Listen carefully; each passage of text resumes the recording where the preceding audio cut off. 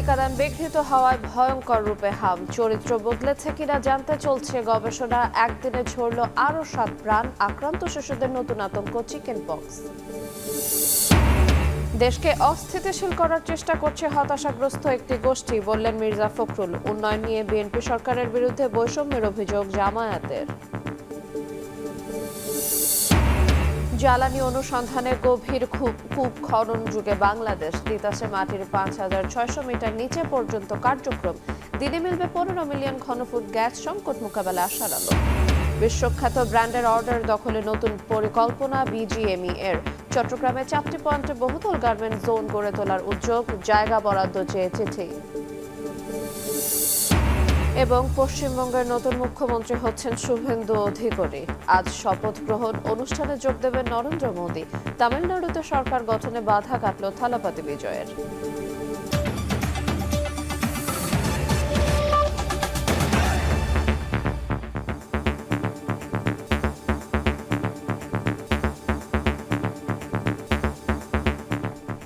দেখছিলেন শিরোনাম, ভোর সময়ের সঙ্গে আছে আইডি নায়াত। হওয়ার কারণে দেশে ভয়ঙ্কর রূপে ফিরেছে হাম। এবার যেমন কমেছে আক্রান্তের বয়সসীমা, বেড়েছে সংক্রমণ পরবর্তী জটিলতাও। এমন পরিবর্তনের প্রশ্ন উঠেছে, তবে কি চরিত্র বদলেছে এই ভাইরাস? বিশেষজ্ঞরা বলছেন এই ভাইরাস এক প্রকারই হয়ে থাকে, তবুও আরও নিশ্চিত হতে বিশ্বজুড়ে চলছে গবেষণা। মনির হোসাইনের রিপোর্ট, ক্যামেরা ছিলেন শাহজাহান খান। হাম ও হামের উপসর্গ নিয়ে একের পর এক মৃত্যুতে উদ্বেগ বাড়ছে অভিভাবকদের। চিকিৎসকরাও জানিয়েছেন হামের ভিন্ন আচরণের কথা। আগে কখনো 9 মাসের আগে হাম না হলেও এবার রেকর্ড করেছে 6 মাস, এমনকি তার চেয়ে কম বয়সীদের আক্রান্ত হওয়ার। সে পরিস্থিতি বিবেচনায় নিয়ে হামের টিকাদানও শুরু হয়েছে 6 মাস বয়স থেকেই। সেই সঙ্গে পরিবর্তন হয়েছে হাম সংক্রমণ পরবর্তী জটিলতাও। জ্বর, ঠান্ডা দিয়ে শুরু হয়ে নিউমোনিয়া, এরপর ইনকেফালাইটিসের মতো মস্তিষ্কের প্রদাহ দেখা দিয়েছে, যাতে বেড়েছে মৃত্যুর সংখ্যা। হামের এমন জটিল পরিবর্তনে প্রশ্ন উঠেছে মিজেলস ভাইরাসের ধরন বদলেছে কিনা। ভাইরাস বিশেষজ্ঞরা বলছেন মিজেলস সিঙ্গেল সেরোটাইপ বা এক প্রকারেরই হয়। বর্তমান হামের প্রাদুর্ভাব এই ভাইরাসের কোনো গঠনগত কিংবা জেনেটিক পরিবর্তন সেটা বলা যাচ্ছে না। জিনগতভাবে যে পরিবর্তনের কথা আমরা বলি, যার কারণে অনেক সময় ভ্যাকসিন কাজ করে না বা নতুন কোনো ভেরিয়েন্ট চলে আসলো যার কারণে মহামারী হতে পারে, সেই ধরনের এই মিজেলস ভাইরাসের ক্ষেত্রে সেরকম সম্ভাবনা আসলে খুব একটা নাই বলেই প্রতীয়মান হয়। এই প্রাদুর্ভাব যে ভাইরাসের গঠনমূলক কোনো পরিবর্তন বা কোনো জেনেটিক কোনো পরিবর্তন বা সে কারণে যে হয়েছে, সেটা আসলে তার যে ক্যারেক্টারিস্টিক্স সেখান থেকে এটা প্রতীয়মান হচ্ছে না। জনস্বাস্থ্য বিশেষজ্ঞরাও জানান, দেশে এবং বিদেশে যে জিনোম সিকোয়েন্স করা হয়েছে এতে নতুন কোনো ধরন পাওয়া যায়নি। ভাইরাসটি স্থিতিশীল হওয়ায় নতুন ধরন হওয়ার সম্ভাবনাও কম। তাও গবেষণা চলছে বলে জানান এই বিশেষজ্ঞ। দেশে এবং বিদেশে যে জিনোম সিকোয়েন্স করা হয়েছে এখনো পর্যন্ত নতুন কোনো ধরন পাওয়া যায়নি। তবে এই ভাইরাসটা একটু স্থিতিশীল, এটার নতুন ধরন হওয়ার সম্ভাবনা কম। তবু পরীক্ষা করা হচ্ছে। তবে এই যে এত বেড়েছে, এটার কারণ কিন্তু হচ্ছে টিকার অভাব হয়েছে সারা পৃথিবীতেই। তবে ধরন যাই হোক, শিশুদের সুরক্ষিত রাখতে নিয়মিত টিকাদান কর্মসূচি চালু রাখার পরামর্শ বিশেষজ্ঞদের। মনির হোসাইন, সময় সংবাদ, ঢাকা। এদিকে হাম ও উপসর্গ নিয়ে প্রাণ গেল আরও 7 শিশুর। হাসপাতালে নতুন করে ভর্তি হয়েছে 1494 জন। আক্রান্ত শিশুদের নতুন আতঙ্ক চিকেন পক্স। সুস্থ হওয়ার পরও বাড়ছে সংক্রমণ পরবর্তী জটিলতা। সন্তানদের নিয়ে দুশ্চিন্তায় অভিভাবকরা। জ্বর হলে দেরি না করে দ্রুত হাসপাতালে নেওয়ার পরামর্শ চিকিৎসকের। 9 মাসের ছোট্ট শিশু মুজাহিদ 9 দিন ধরে ভর্তি হাসপাতালে। হাম ছাড়াও ছোট্ট এ শরীর লড়ছে কাশি, শ্বাসকষ্ট সহ বিভিন্ন জটিলতায়। প্রথম দিকে জ্বর ও কাশি থাকলেও হাম কিনা নিশ্চিত না হওয়ায় চিকিৎসকের পরামর্শ নিতে দেরি করে মুজাহিদের অভিভাবকরা। এতে বেড়ে যায় শারীরিক জটিলতা। প্রথমে র্যাশ ওঠে নেই, 2 দিনের পরে আবার 3 দিন তখন শরীরে র্যাশ দেখা গেছে, আর বলছে অ্যালার্জি। এগুলা যে হাম বলে নেই। 4 দিনের পরে আবার বলতেছে, কাল বড় ডাক্তার দেখাইছি, ওখানে বলতেছে এগুলা হাম উঠছে। শুধু মুজাহিদ নয়, এভাবেই প্রতিদিন শিশুদের মায়াভরা চাহনিগুলোকে মলিন করে দিচ্ছে হামের প্রাদুর্ভাব। প্রতিদিন হাসপাতালগুলোতে বাড়ছে আক্রান্ত শিশুদের সংখ্যা। রাজধানীর ডিএনসিসি হাসপাতালে নিবিড় পর্যবেক্ষণে আছে 57 শিশু। আক্রান্ত শিশুদের নিয়ে অভিভাবকদের বাড়ছে উদ্বেগ। 7 দিন জ্বর নাই, মানে যে ট্রিটমেন্ট চলতেছে আর আবার গলায় ঘা, এরকম মুখে পুরা মুখে, তখন ডাক্তার দেখাইছি, ঢাকা মেডিকেলে দেখাইছিলাম, তখন উনিরা ডিএনসি হসপিটালে ট্রান্সফার করছিল। প্রথম র্যাশটা মুখে উঠছিল, সাথে সাথে চাউলের মতো মুখের মতো হয়েছিল, তারপর ওই র্যাশ পুরো শরীরে ছড়াই গেছে। হঠাৎ করে জ্বর আসার পরে 103 কমে না, ওষুধ সাপোজিটর দিচ্ছি কমে না, পরে 4 দিনের মাথায় এরকম মুখে ঘা, র্যাশ উঠছে পুরো শরীরে।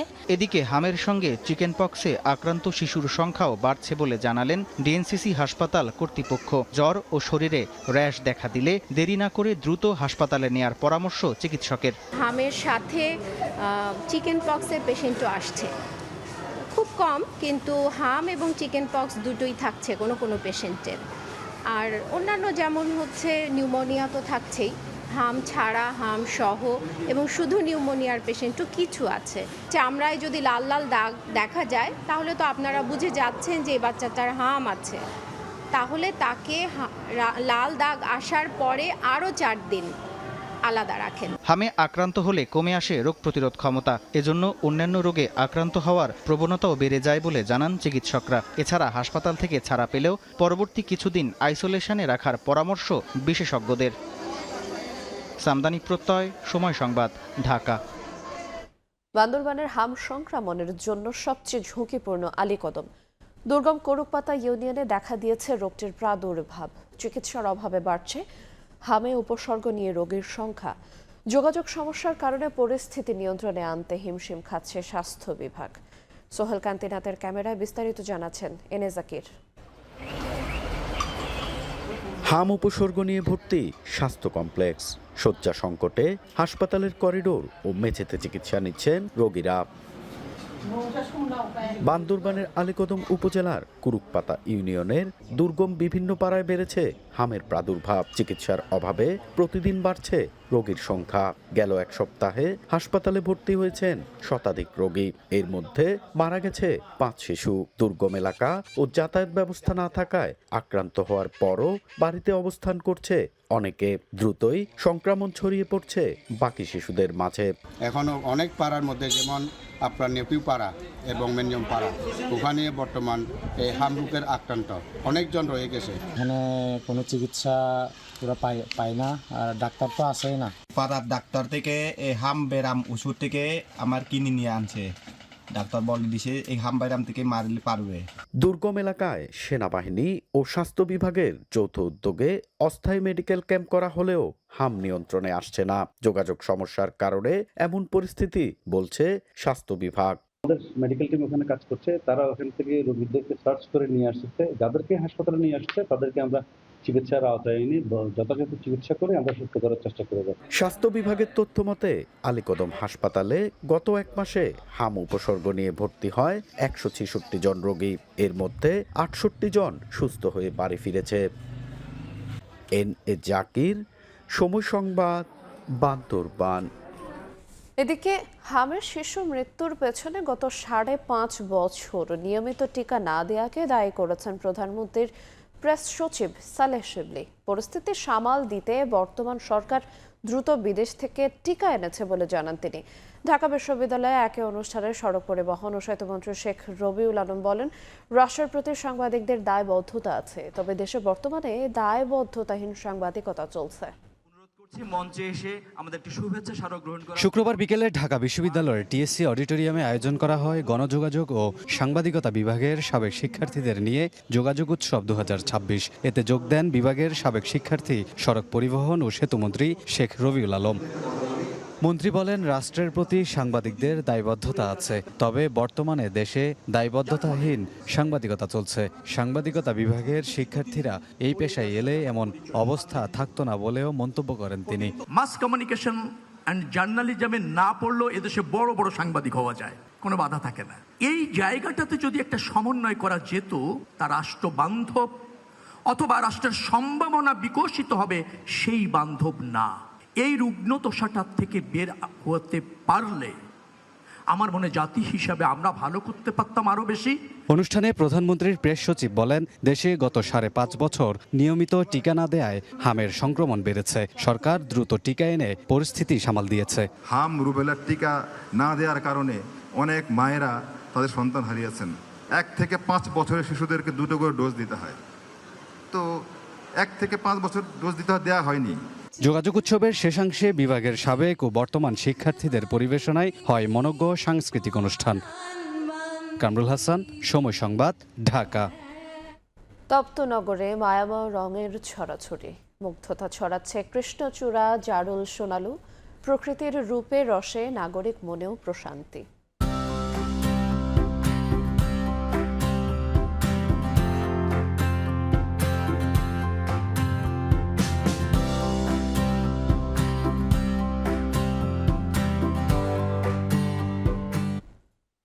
স্পর্শ অনুভবে শুদ্ধতা ছড়িয়ে যাওয়া গ্রীষ্ম ফুল নিয়ে খবর থাকছে সংবাদের পরের অংশে। হতাশাগ্রস্ত একটি গোষ্ঠী দেশকে অস্থিতিশীল করার চেষ্টা করছে বলে অভিযোগ করেছেন স্থানীয় সরকার মন্ত্রী মির্জা ফখরুল ইসলাম আলমগীর। শুক্রবার সকালে নওগাঁর পতিশরে রবীন্দ্র জয়ন্তীর অনুষ্ঠানে এ কথা বলেন তিনি। বলেন, মানুষ পরিবর্তনের জন্য লড়াই করেছে, প্রাণ দিয়েছে, কিন্তু দুর্ভাগ্যক্রমে সেই পরিবর্তন আসেনি। বিভিন্ন সময় একটি গোষ্ঠী ছোটখাটো ইস্যু নিয়ে দেশে অস্থিতিশীল পরিস্থিতি সৃষ্টি করতে চাইছে। ষড়যন্ত্রকারীদের ব্যাপারে সবাইকে সতর্ক থাকতে হবে বলেও মন্তব্য করেন মন্ত্রী।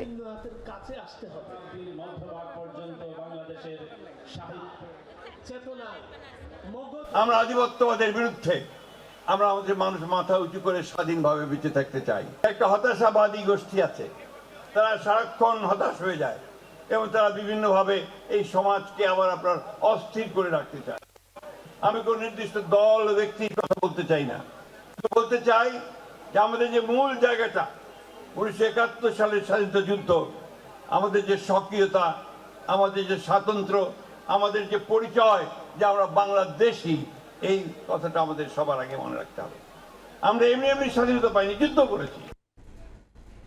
মন্ত্রীদের নিজ এলাকায় উন্নয়নের মাধ্যমে বিএনপি সরকার নতুন করে বৈষম্য শুরু করেছে বলে অভিযোগ তুলেছে জামায়াত।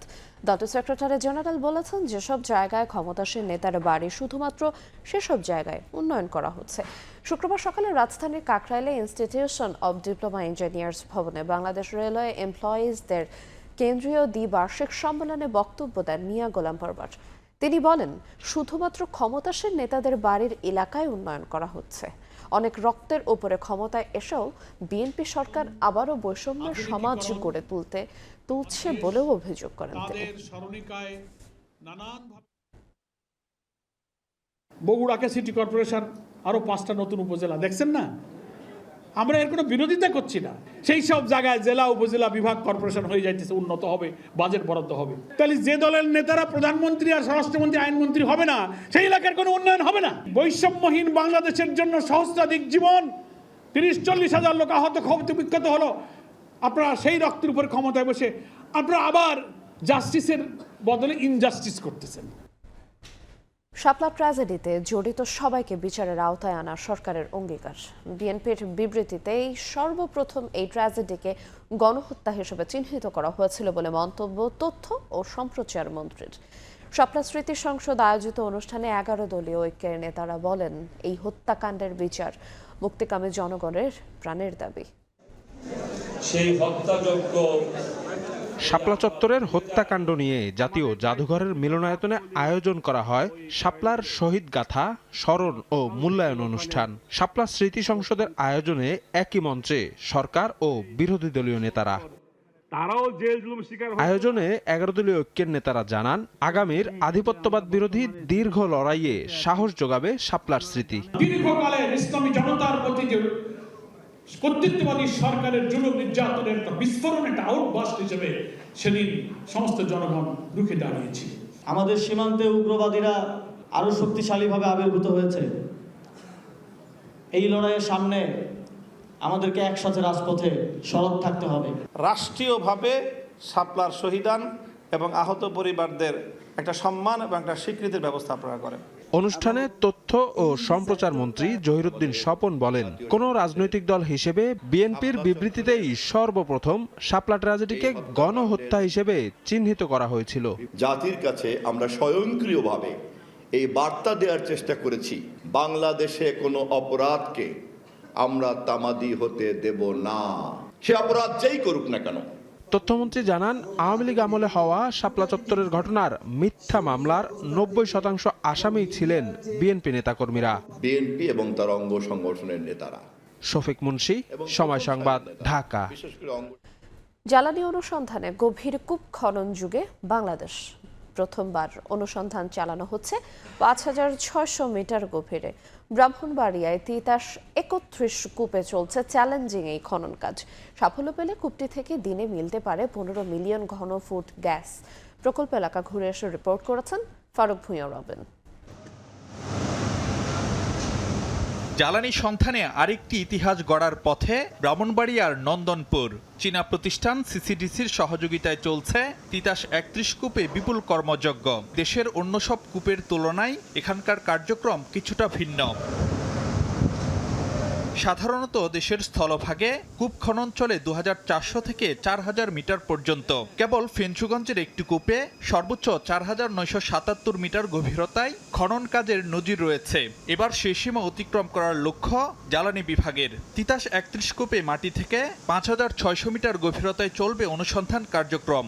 আর এই ক্ষেত্রে উচ্চ চাপ, উচ্চ তাপমাত্রা, শক্ত শিলাস্তর সহ ভূগাঠনিক নানা কারণে ভূপৃষ্ঠ থেকে এত নিচে অনুসন্ধান কার্যক্রম বেশ চ্যালেঞ্জের। নর্মালি যদি আপনি যত ডিপে যাবেন সেখানে প্রেশার এবং টেম্পারেচারটা একটা ইম্পর্টেন্ট ফ্যাক্টর হয়ে দাঁড়ায়। High pressure zone, over pressure zone আছে, এইটাকে মিটিগেট করে ড্রিলিং করাটাই হচ্ছে চ্যালেঞ্জ। এবং এইটাকে মিটিগেট করে ড্রিলিং করার মতো টেকনোলজি এখন আছে। ইনশাল্লাহ আমরা এগুলো ওভারকাম করে ড্রিলিংটা সম্পন্ন করতে পারবো। ডিসেম্বর নাগাদ তিতাস ৩১ কূপ খনন শেষ করার লক্ষ্য জ্বালানি বিভাগের। প্রকল্প সংশ্লিষ্টরা জানাচ্ছেন, ত্রিমাত্রিক ভূতাত্ত্বিক জরিপে কূপটিতে 2টি সেফ গ্যাসের মজুদ থাকতে পারে বলে প্রাথমিক ধারণা মিলেছে। অনুসন্ধান সফল হলে এখান থেকে দৈনিক ১৫ মিলিয়ন ঘনফুট হারে গ্যাস যুক্ত হবে জাতীয় গ্রিডে। ৩,৭০০ মিটারের নিচে আরও 4টি স্তরে সার্ভের রিপোর্ট অনুযায়ী সেখানে হাইড্রোকার্বনের উপস্থিতি রয়েছে। 4টার জোনটাকেই যদি আমরা সাকসেসফুল হয়ে যাই তাহলে 2TCF এর মতো আরও রিজার্ভ বৃদ্ধির সম্ভাবনা রয়েছে। জ্বালানি বিভাগের আশা, নতুন কূপে সফলতা এলে কিছুটা হলেও কাটবে সংকট। তিতাস গ্যাস ক্ষেত্রের ৩১ নম্বর কূপে যতটা গভীরতায় গিয়ে জ্বালানি অনুসন্ধান কার্যক্রম চলছে তা দেশের স্থলভাগে অন্য কোনো কূপের ক্ষেত্রে দেখা যায়নি। বিষয়টি একদিকে যেমন যথেষ্ট চ্যালেঞ্জিং, ঠিক একইভাবে এখান থেকে সফলতা পেলে তা দেশের জ্বালানি খাতের জন্য নতুন মাইল ফলক হবে বলে মনে করেন প্রকল্প সংশ্লিষ্টরা। ফারুক ভূঁইয়া রবিন, সময় সংবাদ, তিতাস গ্যাস ক্ষেত্র, ব্রাহ্মণবাড়িয়া। ক্রুড অয়েল সংকটে 23 দিন বন্ধ থাকার পর অবশেষে সচল হলো দেশের একমাত্র রাষ্ট্রায়ত্ত তেল শোধনাগার চট্টগ্রামের ইস্টার্ন রিফাইনারি। ভোর থেকে শুরু হয় ক্রুড পরিশোধন, তবে পুনরায় বন্ধ হওয়া ঠেকাতে বিকল্প উৎস থেকে দ্রুত ক্রুড সংগ্রহের পরামর্শ বিশেষজ্ঞদের। কমলদের রিপোর্টে বিস্তারিত। 23 দিন পর জ্বলে উঠল একমাত্র রাষ্ট্রায়ত্ত তেল শোধনাগার চট্টগ্রাম ইস্টার্ন রিফাইনারির চুল্লি। ভোর 5টায় ট্যাঙ্ক থেকে প্রসেস হিটারে শুরু হয় ক্রুড সরবরাহ। উত্তপ্ত ক্রুড অয়েল থেকে পেট্রোল, অকটেন, ডিজেল পাঠিয়ে দেওয়া হচ্ছে নির্ধারিত ট্যাঙ্ক ফার্মের স্টোরেজ ট্যাঙ্কে। ক্রুড অয়েলটা রিফাইনারিতে এসেছে, এটা অলরেডি প্রসেসিংও শুরু হয়ে গেছে। খুব তাড়াতাড়ি প্রসেসিং হয়ে তেল কোম্পানিতে চলে যাবে। মূলত মধ্যপ্রাচ্যে যুদ্ধের কারণে পর্যাপ্ত ক্রুড অয়েল না থাকায় গত 14 এপ্রিল বন্ধ হয়ে যায় ইস্টার্ন রিফাইনারির 3টি ইউনিটের মধ্যে 2টি। এটা যাতে আর বন্ধ না হয় এবং আগামী 20-25 দিনের মধ্যে নতুন যাতে চালান নিয়ে আসে সেই ব্যবস্থা অবিলম্বে বিপিসিকে করতে হবে। 10 মে আরব আমিরাতের ফুজাইরা বন্দর থেকে ক্রুড অয়েল নিয়ে 25 মের মধ্যে চট্টগ্রাম বন্দরের জলসীমায় আসবে শিপিং কর্পোরেশনের ভাড়া করা জ্বালানিবাহী জাহাজটি। 4 লাখ টন তেল যদি বাংলাদেশে এনে আমরা যে ইস্টার্ন রিফাইনারিতে সরবরাহ করতে পারি, জ্বালানি বা নিরাপত্তা নিশ্চিতের ক্ষেত্রে বা জ্বালানি সমস্যা নিরসনে একটা ব্যাপক ভূমিকা রাখবে। ইস্টার্ন রিফাইনারিতে 2,25,000 মেট্রিক টন ক্রুড এবং 1.5 লাখ মেট্রিক টনের বেশি পরিশোধিত জ্বালানি মজুত রাখার সক্ষমতা রয়েছে। কমল দে, সময় সংবাদ, চট্টগ্রাম। ভোরের সময় আরও থাকছে। ভার্চুয়াল চরিত্রের সঙ্গে প্রেম ঘিরে দ্বন্দ্ব, ঢাকার রুমমেটের হাতে যুবক খুন, প্রেমিকারূপে ফেসবুক আইডি ভুয়া ধারণা, পুলিশের ফরেনসিক পরীক্ষার শনাক্তের চেষ্টা। বিশ্বখ্যাত ব্র্যান্ডের অর্ডার দখলে নিতে চট্টগ্রামের 4টি পয়েন্টে বহুতল ভবনে অন্তত 25টি কারখানা নিয়ে গার্মেন্টস জোন গড়ে তুলতে চায় বিজিএমইএ। কমপ্লায়েন্স জটিলতা এড়াতে ফ্লোর স্পেসের পাশাপাশি বিদ্যুৎ জেনারেটর, গ্যাস এবং অগ্নি নির্বাপন ব্যবস্থা সহ সব ধরনের সুবিধা থাকবে এসব ভবনে। ইতিমধ্যে জায়গা বরাদ্দ চেয়ে জেলা প্রশাসনের কাছে চিঠিও দেওয়া হয়েছে। শাখাটিপুর ক্যামেরা বিস্তারিত জানাচ্ছেন কমল দে। নানা সংকটে হাতছাড়া হওয়া বিশ্বখ্যাত ব্র্যান্ডের অর্ডার ফের দখল করতে চায় চট্টগ্রামের পোশাক কারখানাগুলো। সে লক্ষ্যে যুক্ত থাকা গার্মেন্টসকে সচল করতে একগুচ্ছ পরিকল্পনা নিয়েছে বিজিএমইএ। পরিকল্পনার অংশ হিসাবে নগরীর মুরাদপুর, বায়েজিদ, বহদ্দারহাট এবং আগ্রাবাদে পরীক্ষামূলকভাবে তৈরি করা হবে একাধিক বহুতল ভবন। আর এসব ভবনে থাকবে প্রতিটি ফ্লোরে একটি করে কারখানা। কমপ্লাইড বিল্ডিং করে দেবো, বিএনবিসি কোড বলেন, নিরাপনের কমপ্লাইড বিল্ডিং করে দেব। ওখানের মধ্যে যেমন আপনি যখন একটা ফ্লোরে থাকেন আপনার জেনারেটর অনেক কস্টলি থাকে, এই এক্সপেন্সিভগুলো কমন থাকবে। পরিকল্পনা অনুযায়ী 6 তলা বিশিষ্ট প্রতিটি ভবনের ওয়ার্কিং প্লেস হবে অন্তত 30,000 বর্গফুটের। প্রতিটি কারখানায় সর্বনিম্ন 600 থেকে সর্বোচ্চ 1000 শ্রমিকের হবে কর্মসংস্থান। চট্টগ্রামের জেলা প্রশাসকের কাছে দেওয়া এক চিঠিতে বিজিএমইএ নগরীতে প্রতিটি জোনে 3 থেকে 5 একর জায়গা বরাদ্দ দেওয়ার আবেদন জানিয়েছে।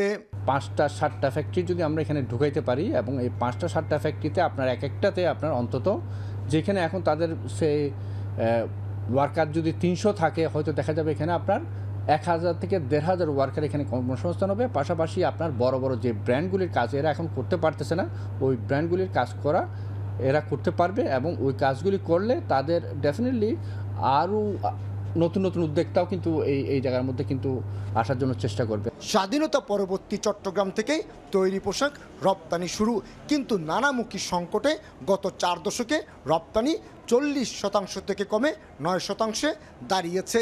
আর কারখানা কমে গেছে অন্তত 200-র বেশি। বাংলাদেশের এক্সপোর্টের অনলি 10% চট্টগ্রামের মার্কেট শেয়ারিং 10 থেকে 12% মার্কেট শেয়ারিং আছে।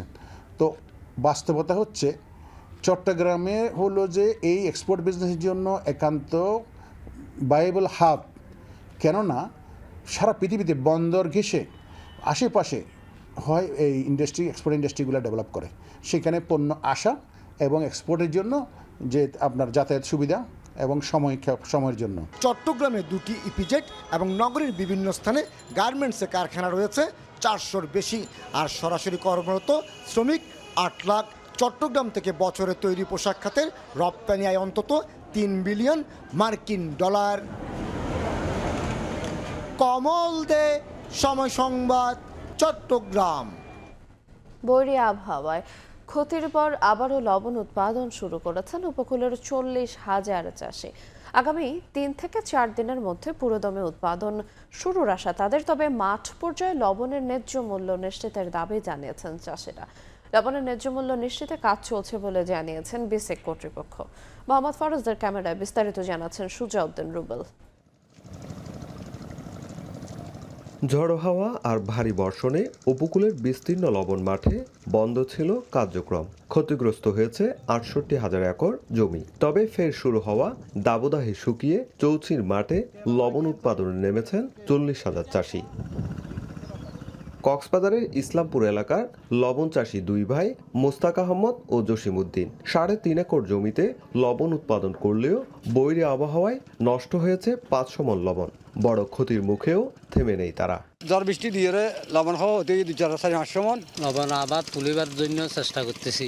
এখন লবণ উৎপাদনের সবচেয়ে উপযুক্ত সময়, তাই ক্ষতিগ্রস্ত মাঠে নতুন করে তৈরি করা হচ্ছে বেড, বেছানো হচ্ছে কালো ত্রিপল, এরপর প্রবেশ করানো হচ্ছে লবণাক্ত পানি। টানা 3 থেকে 4 দিনের রোদেই উৎপাদিত হবে সাদা সোনা লবণ। তবে উৎপাদনে ফিরলেও স্বস্তিতে নেই চাষিরা। তাদের অভিযোগ, বাজারে প্যাকেটজাত লবণ প্রতি কেজি 30 থেকে 40 টাকায় বিক্রি হলেও মাঠ পর্যায়ে তারা পাচ্ছেন মাত্র 5 টাকা, যা উৎপাদন খরচের অর্ধেক।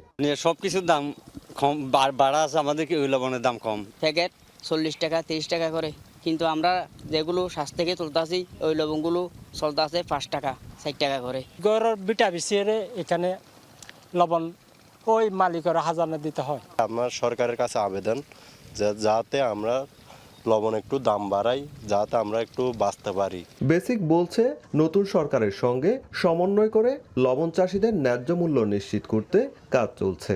ঊর্ধ্বতন কর্তৃপক্ষের সাথে এটা মিটিং এগুলো আলোচনা হবে যে কিভাবে আমরা চাষিদেরকে সহযোগিতা করতে পারি। চলতি মৌসুমে 27,15,000 মেট্রিক টন লবণ উৎপাদনের লক্ষ্যমাত্রা নির্ধারণ করা হলেও গত 5.5 মাসে উৎপাদন হয় 17,59,000 মেট্রিক টন। আগামী 15 মে শেষ হচ্ছে মৌসুম। তবে আবহাওয়া অনুকূলে থাকলে মে মাস জুড়েই মাঠে থাকবেন লবণ চাষিরা। বৈরী আবহাওয়ার বিরতির পর ফের মাঠে নেমেছে লবণ চাষিরা। এখন তাকিয়ে রয়েছেন সরকারের দিকে, কখন তাদের লবণের ন্যায্য মূল্য নিশ্চিত হবে। সুজাউদ্দিন রুবেল, সময় সংবাদ, কক্সবাজার। এদিকে টানা কয়েকদিনের বৃষ্টি শেষে হাওরে রোদের ঝিলিক, ধান কাটা ও শুকানোর কাজে বেড়েছে ব্যস্ততা। ক্ষতি পুষিয়ে নিতে জমিতেই কম দামে ভেজা ধান বিক্রি করছেন অনেক কৃষক। এদিকে বিদ্যুৎ, জ্বালানি ও খনিজ সম্পদ প্রতিমন্ত্রী বলেছেন, ধান সংগ্রহ অভিযানে এবার ন্যায্য মূল্য পেতে যাচ্ছেন কৃষকরা। হাওরে রোদের দেখা পেয়ে স্বস্তির নিঃশ্বাস ফেলেন কৃষকেরা। লোকসানের দুশ্চিন্তা কাটিয়ে নতুন উদ্যমে ধান কাটা, শুকানো আর পরিবহনের কাজে বেড়েছে ব্যস্ততা।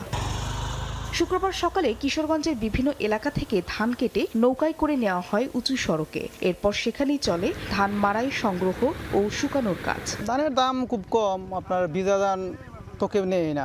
সুনামগঞ্জেও রোদের দেখা পেয়ে কৃষকের মুখে স্বস্তির হাসি। পরিবারের সব সদস্যকে নিয়ে ধান শুকাতে ব্যস্ত কৃষক। সব কিছু ধান তোলা সম্ভব হয়েছে না বৃষ্টির কারণে। এদিকে যশোরে ধান কাটা সংগ্রহের উদ্বোধনী অনুষ্ঠানে গিয়ে বিদ্যুৎ, জ্বালানি ও খনিজ সম্পদ প্রতিমন্ত্রী বলেন, এবারই ধান সংগ্রহের ন্যায্য মূল্য পেতে যাচ্ছেন কৃষকেরা। ধান সংগ্রহ কর্মসূচিতে যে মূল্য নির্ধারণ করা হয়েছে প্রতি কেজিতে 36 টাকা, এটি এরকম ভালো দাম সচরাচর সরকার কখনো দেয়নি। মাপে যেন কম বেশি না হয়, ব্যাপারে সতর্ক থাকবে। এছাড়া নেত্রকোনাতে নতুন করে বৃষ্টি না হলেও জমিতে তলিয়ে থাকা ধান কেটে নিচ্ছেন কৃষকেরা। খরচ বাঁচাতে অনেকেই প্লাস্টিক দিয়ে নৌকা বানিয়ে পাড়ে তুলছেন ধান। ফাহরিয়া ফারজানা, সময় সংবাদ। চাঁদপুরে মেঘনা ধনাগোদা সেচ প্রকল্পে বাঁধ মেরামতে ঠিকাদারদের বিরুদ্ধে অনিয়মের অভিযোগ উঠেছে। ঘটনাস্থলে গেলে কাজ ফেলে গা ঢাকা দেয় ঠিকাদারদের লোকজন। স্থানীয়দের অভিযোগ, নিম্নমানের সামগ্রী ব্যবহার করায় দফায় দফায় ভাঙে বাঁধ। অবশ্য মান বজায় রেখে নতুন করে কাজ শুরু করার প্রতিশ্রুতি পানি উন্নয়ন বোর্ডের। ফারুক আহমেদের রিপোর্ট, ক্যামেরা ছিলেন নাইমুল ইসলাম নীরব। নিম্নমানের সুরকি, তার সঙ্গে অন্যান্য সামগ্রী এসব দিয়ে মেরামত করা হচ্ছে চাঁদপুরের মেঘনা ধনাগোদা সেচ প্রকল্পের জনতাবাজার এলাকার বন্যা নিয়ন্ত্রণ বেড়িবাঁধ। এমন খবরে ঘটনাস্থলে পৌঁছান স্থানীয় সংসদ সদস্য মোহাম্মদ জালাল উদ্দিন। এরপরই গায়ে ডাকা দেয় ঠিকাদারের লোকজন। সংশ্লিষ্ট পানি উন্নয়ন বোর্ডের নির্বাহী প্রকৌশলীকে মুঠোফোনে সেই অনিয়মের কথা জানান সংসদ সদস্য। কাজ আপনার বন্ধ করার যেভাবে শিডিউল আছে, তার যদি গত কয়েক বছর ধরে দফায় দফায় ধনাগোদা নদীর ভাঙনের শিকার হয় সেচ প্রকল্পের জনতাবাজার এলাকা। স্থানীয়দের অভিযোগ, বর্ষার আগেই তড়িঘড়ি করে বাঁধ মেরামত করছিল ঠিকাদার। এবারও নিম্নমানের কাজ হলে আবারও ভাঙনের কবলে পড়বে এই এলাকা। 4-5 বছর আগে এটা ভাঙছে। প্রতিদিন কালে কাজ করলে কাজও ভুগতে হয়, কাজে খাবো খায়। খারাপ মাল দেওয়া নেই, এই কারণে বন্ধ করে দিচ্ছি। ফিনিশিং ভাবে হয়, যেমন পরবর্তীতে কোনো সময় এই যে ঝুঁকিপূর্ণ ইয়া না হয় আর কি। এই যে টলাডান্দা আমাদের হেভি গভীর 12-13 লোক গিয়ে ঠাই দেয় না। এদিকে মান বজায় রেখে নতুন করে কাজ শুরু করার প্রতিশ্রুতি দিয়েছে পানি উন্নয়ন বোর্ড। আর বাঁধ সংস্কারে 9-6 হলে কঠোর ব্যবস্থা দেওয়ার হুঁশিয়ারি পানি সম্পদ মন্ত্রীর। ঠিকাদারকে বলেছি যে আপনি সঠিক মালামাল নিয়ে আসেন, এরপর আমাদেরকে অবহিত করবেন, এবং যেহেতু এমপি মহোদয় উনি কাজটি বন্ধ করেছেন, উনিও এটা অবগত হবেন, এবং ওনার নির্দেশক্রমে পরবর্তীতে আমরা এটা চালু করবো কাজ। অনিয়ম যেহেতু আসছে, স্বাভাবিক কারণে সাময়িক বন্ধ থাকবে।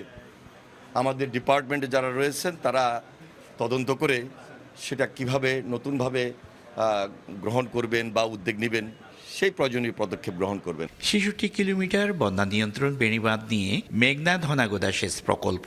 75 মিটার বাঁধ মেরামতে ব্যয় ধরা হয়েছিল 3 কোটি টাকা। ফারুক আহমদ, সময়। দল গ্রামবাসীর সংঘর্ষ থামাতে গিয়ে আহত হয়েছেন সুনামগঞ্জ 1 আসনের সংসদ সদস্য কামরুজ্জামান কামরুল। শুক্রবার রাতে ছাতকের জাওয়া বাজারে খিদ্রা কাপন ও জাওয়া গ্রামবাসী টর্চের আলো জ্বালিয়ে সংঘর্ষে লিপ্ত হয়। এ সময় সংসদ সদস্য কামরুজ্জামান কামরুলের গাড়ি ঘটনাস্থলে পৌঁছালে তিনি গাড়ি থেকে নেমে উভয় পক্ষের লোকজনকে শান্ত করার চেষ্টা করেন। এর মধ্যে ছোড়া ইট পাটকেলে আহত হন কামরুজ্জামান কামরুল। তার হাতে ও পায়ে কাচের টুকরা এসে আঘাত করে, পরে তাকে নেওয়া হয় সদর হাসপাতালে। পুলিশ জানায় খিদ্রা খাপন গ্রামের বাসিন্দা সাবেক ইউপি চেয়ারম্যান আখলুস মিয়ার কাছে 20 লাখ টাকা পেতেন জাওয়া কুনাপাড়ার মোহাম্মদ আলী। এই নিয়ে বিরোধে মারপিট থেকে সংঘর্ষে জড়িয়ে পড়ে দুই পক্ষ।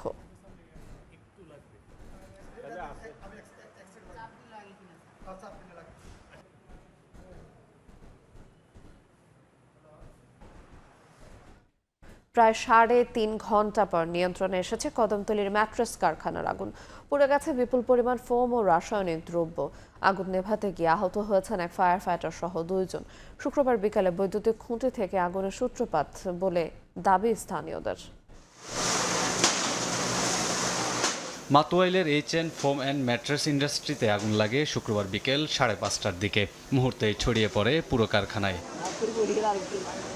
খবর পেয়ে ফায়ার সার্ভিসের 5টি ইউনিট ঘটনাস্থলে পৌঁছায়। পাশের একটি পুকুর থেকে পানি ব্যবহার করা হয় আগুন নেভানোর কাজে। কারখানাটিতে তৈরি হয় ম্যাট্রেস, ছিল প্রচুর পরিমাণ ফোম এবং বিভিন্ন ধরনের কেমিক্যাল, যার কারণে আগুনের তীব্রতা বেড়ে যায়। তবে ছুটির দিন হওয়ায় শ্রমিক হতাহতের ঘটনা ঘটেনি। শ্রমিক 3-4 জন ছিল ভিত্তে, এরা মনে বাইরে গেছে গায়ে। এই আনতে এটা আসলো অস্টিস ফোম। এই ফোমটা মনে হয় তখন লাগার জন্য আশেপাশে বাসা বাড়ি, বিশেষ করে সাইডে একটা মসজিদ আছে, তো আমার মসজিদের কোনো ক্ষয়ক্ষতি হয় নাই। এই যে বাসা বাড়ির লোকজন যা আছে সব ভয়ে নেমে গেছে। স্থানীয়রা জানান শুক্রবার বিকেলে বিদ্যুৎ বিচ্ছিন্ন ছিল পুরো সাদ্দাম মার্কেট এলাকা। ট্রান্সফরমার মেরামতের পর শর্ট সার্কিট থেকে আগুন লাগে কারখানাটিতে। বসির মিলের লোকজন বিদ্যুতের লোক ডাইকে আনছে, আনার পরে ওরা এই ট্রান্সমিটারের কাজ করছে। কাজ করার সাথে সাথে যখন লাইনটা দিছে, লাইনটা দেওয়ার সাথে সাথেই আমার এখানে ব্রাস্ট হয়েছে। ব্রাস্ট হইয়া আগুনটা ছড়ায় গেছে সাথে সাথে। আমি গেটের সামনে ছিলাম। আগুন নেভানোর সময় তীব্র তাপে অসুস্থ হয়ে পড়েন ফায়ার সার্ভিসের এক সদস্য। সহায়তা করার সময় আহত হন আরও এক যুবক। প্রায় 3.5 ঘন্টার চেষ্টার পর আগুন নিয়ন্ত্রণে আনে ফায়ার সার্ভিস। তাদেরও প্রাথমিক ধারণা আগুনের ঘটনা ঘটেছে শর্ট সার্কিট থেকেই। তবে অনুসন্ধানে গঠন করা হবে তদন্ত কমিটি। এই যে আগুনের কারণ, ক্ষতির পরিমাণটা আমরা তদন্ত সাপেক্ষে কমিটি গঠন করে আগুনের কারণ, ক্ষতি এবং উদ্ধারের পরিমাণ আপনাদেরকে জানাতে পারবো। তারা বলছে কোনো প্রকার লোক আহত বা নিহতের কোনো খবর তাদের কাছে নাই, আমরাও কোনো মেসেজ পাই নাই। পুড়ে যাওয়া কারখানাটিতে ক্ষয়ক্ষতির পরিমাণ এখনো স্পষ্ট নয় বলে জানিয়েছে মালিকপক্ষ। কামরুল হাসান, সময় সংবাদ, ঢাকা। আত্মহত্যা নয়, ত্রিভুজ প্রেমের কারণে কামরাঙ্গীরচরে মেসের রুমমেট সাব্বিরের হাতে খুন হয়েছেন ইয়াকুব। হত্যার রহস্য উদ্ঘাটন করে এমন তথ্য জানিয়েছে পুলিশ। ফেসবুকে এক নারী আইডির সঙ্গে 2 রুমমেটের প্রেমের সম্পর্ক। সন্দেহ, অবিশ্বাস আর প্রতিহিংসা থেকে সাব্বির খুন করেন বলে জানায় কামরাঙ্গীরচর থানা। কিন্তু যে আইডি নিয়ে এত খুনোখুনি, পুলিশের ধারণা সেই ফেসবুক আইডি ফেক। ফরেনসিক পরীক্ষার মাধ্যমে পরিচয় শনাক্তের চেষ্টা চলছে। বিস্তারিত মাসুদুর রহমানের রিপোর্টে। 23 এপ্রিল রাজধানী কামরাঙ্গীরচরের কালুনগরের ম্যাটাডোর শিল্প পার্কের কর্মচারী মেসের টয়লেটে পড়েছিল মোহাম্মদ ইয়াকুবের রক্তাক্ত দেহ। মেসটির চারপাশে কাঁটাতারে ঘেরা, একটি মাত্র গেট দিয়ে প্রবেশ করতে হয় আইডি কার্ড দেখিয়ে। 24 ঘন্টায় নিরাপত্তা প্রহরী থাকায় ভেতরে অপরিচিত কারো ঢোকার সুযোগ নেই। তাই বসবাসকারীরা এটাকে আত্মহত্যা বলেই সন্দেহ করে। প্রথমে আমরা ভাবছি আসলে আত্মহত্যা ছাড়া কিছু না, কারণ স্বাভাবিক তো মার্ডার করার মধ্যে এখানে কোনো বিষয় দেখি না। এরকম একটা কাহিনী হয়েছে, এখানে খুবই ভয় পাইছিলাম। গলাকাটা মৃতদেহ দেখে সবাই প্রথমে আত্মহত্যা বলে সন্দেহ করলেও মৃতদেহের আঘাতে যে চিহ্ন সেটি দেখে এটাকে হত্যাকাণ্ড বলে নিশ্চিত হয় পুলিশ। তবে এই নিরাপত্তার চাদরে ঢাকা মেসে কারা হত্যাকাণ্ড ঘটাবে এই প্রশ্নের উত্তর খুঁজতে গিয়ে সন্দেহের তীর যায় এখানে যারা বসবাস করে তাদের দিকে। তাদের জিজ্ঞাসাবাদ দিয়ে শুরু হয় এই হত্যার তদন্ত। ঘটনাস্থল পরিদর্শন করে আলামত সংগ্রহ করে পুলিশ। হত্যার স্পট সিলগালা করে শুরু হয় সন্দেহভাজনদের খোঁজ। যারা রাতে মেসে অবস্থান করছিল সবাইকে শুরু হয় জেরা। প্রথমে কেউই মুখ খুলছিলেন না। সাব্বির নামে নিহত ইয়াকুবের এক রুমমেটই মিথ্যা তথ্য দিতে থাকে থাকে। পরে তাকেই 12 ঘন্টার জিজ্ঞাসাবাদে জট খুলে রহস্যের। জিজ্ঞাসাবাদের একটা পর্যায়ে এই যে ভিকটিমের যে রুমমেট ছিল সেই ঘটনার সাথে প্রত্যক্ষভাবে জড়িত থাকার কথা আমাদের কাছে স্বীকার করে এবং সেই প্রেক্ষিতে এই ঘটনার প্রকৃত কারণটা আমরা জানতে পারি। গ্রেফতার করা হয় সাব্বিরকে। মেসের পেছন থেকে হত্যায় ব্যবহৃত ছুরি উদ্ধার করে সাব্বির নিজেই। জিজ্ঞাসাবাদের সামনে আসে ত্রিভুজ প্রেমের কাহিনী। সাব্বির এক ফেসবুক আইডিতে প্রেমের সম্পর্কে জড়ান কয়েক মাস আগে। ভালোই চলছিল সব। এটি শেয়ার করেন তারই সহকর্মী ইয়াকুবের সাথে। কিছুদিন পর সাব্বিরের প্রেমিকার ছবি ইয়াকুবের ফোনে দেখতে পান। এরপর থেকে সাব্বিরের কথিত প্রেমিকাও তাকে এড়িয়ে চলছিল। এতেই ক্ষিপ্ত হয় সাব্বির। তার ক্ষোভ ছিল যে তার এই আইডিটা তার যে সহকর্মী সে ছিনিয়ে নিয়ে গিয়ে তার সাথে যোগাযোগ সৃষ্টি করেছে এবং এর পরবর্তীতে ওই আইডি তার সাথে যোগাযোগ করছিল না। মূলত এই ক্ষোভ থেকেই কিন্তু তাকে হত্যা করার পরিকল্পনাটা সে নেয়। প্রতিশোধের তাড়না থেকে ইয়াকুবকে হত্যার পরিকল্পনা করে সাব্বির। 23 এপ্রিল ইয়াকুব অসুস্থ হয়ে পড়ায় কাজে যাননি। এ সুযোগে রাত 1টার দিকে টয়লেটে গেলে পিছনে সাব্বির ব্লেড দিয়ে গলায় আঘাত করে হত্যা করে স্বাভাবিকভাবেই ভোরে কাজে যোগ দেয় সাব্বির। তবে শেষ রক্ষা হয়নি। যে আইডির জন্য এত যুদ্ধ সেটি ফেক মনে করছে পুলিশ। কেউ ফেক আইডি খুলে এই দুজনকে ফাঁদে ফেলেছে, টাকাও হাতিয়ে নিয়েছে। এখন সেই আইডির মালিকের খোঁজে পুলিশ। এই যে আইডিটা ব্যবহার করে এই ঘটনার উদ্রেক হয়েছে সেই ব্যাপারে আমাদের নিবিড় তদন্ত অব্যাহত রয়েছে। এত বড় শিল্প প্রতিষ্ঠানের কর্মীদের মেসে নেই সিসিটিভি ক্যামেরা। থাকলে এমন হত্যার পরিকল্পনা খুনি করত কিনা এই প্রশ্ন পুলিশেরও। তবে হত্যার পর টনক নড়েছে, ক্যামেরা স্থাপন করেছে কর্তৃপক্ষ। মাসুদুর রহমান, সময় সংবাদ, ঢাকা। চোখের জলে চিরবিদায় নিলেন লেবাননে ইসরায়েলি বোমা হামলায় নিহত ফরিদপুরের দীপালি আক্তার। শোকের আবহ বইছে নিহতের পরিবার ও এলাকা জুড়ে। চর ভদ্রাসনের পূর্ব মুন্সির চর গ্রামে জানাজা শেষে পারিবারিক গোরস্থানে তাকে দাফন করা হয়।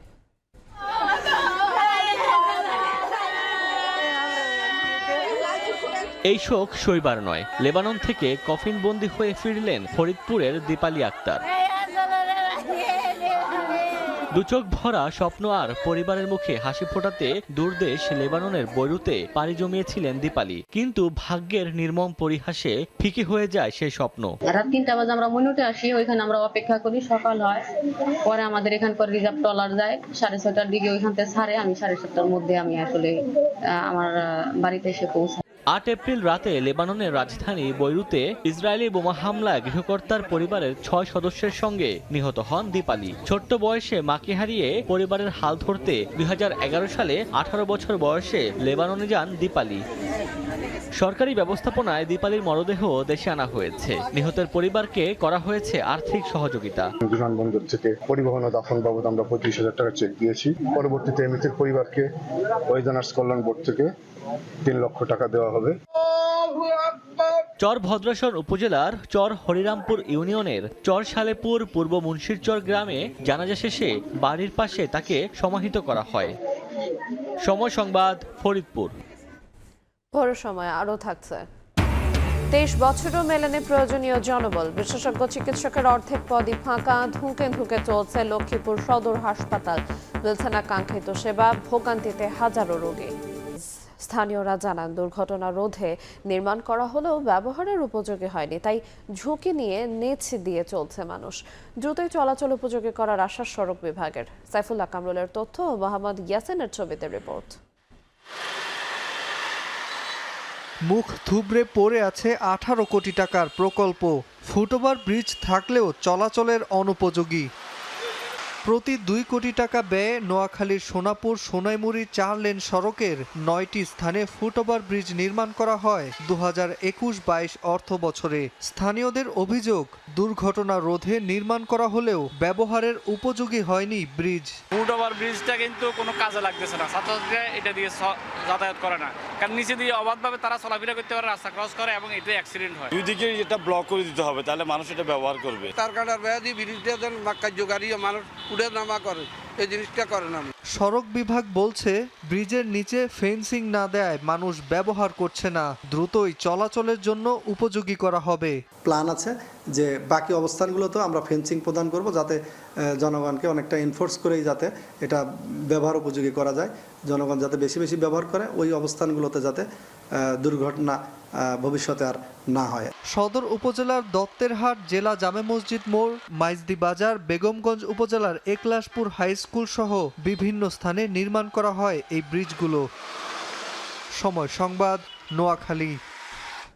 12 দিন ধরে পানিবন্দী কুমিল্লা নগরের 7 নম্বর ওয়ার্ডের বাসিন্দারা। বসতঘর ও শ্রেণীকক্ষেও উঠেছে পানি।